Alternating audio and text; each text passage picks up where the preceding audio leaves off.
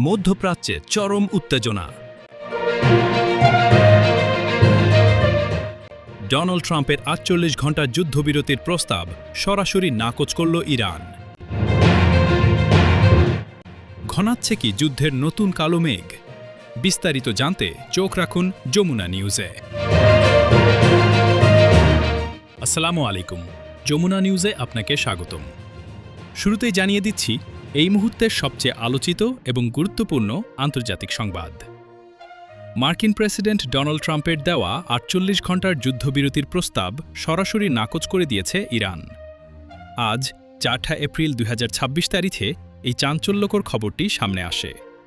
বিস্তারিত খবরে জানা যায়, মধ্যপ্রাচ্যের চলমান তীব্র উত্তেজনার মধ্যে পরিস্থিতি কিছুটা শান্ত করার লক্ষ্যে ডোনাল্ড ট্রাম্প আকস্মিকভাবে ৪৮ ঘণ্টার জন্য একটি সাময়িক যুদ্ধবিরতির আহ্বান জানিয়েছিলেন।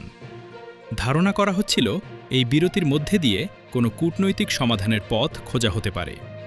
তবে ট্রাম্পের এই আহ্বানে সাড়া দেয়নি তেহরান। ইরানের পক্ষ থেকে এই প্রস্তাব তাৎক্ষণিকভাবে প্রত্যাখ্যান করা হয়েছে। বিশ্লেষকদের মতে, ইরানের এই নাকচের ফলে ওয়াশিংটন ও তেহরানের মধ্যকার স্নায়ুযুদ্ধ ও উত্তেজনা আরও এক ধাপ বৃদ্ধি পেল।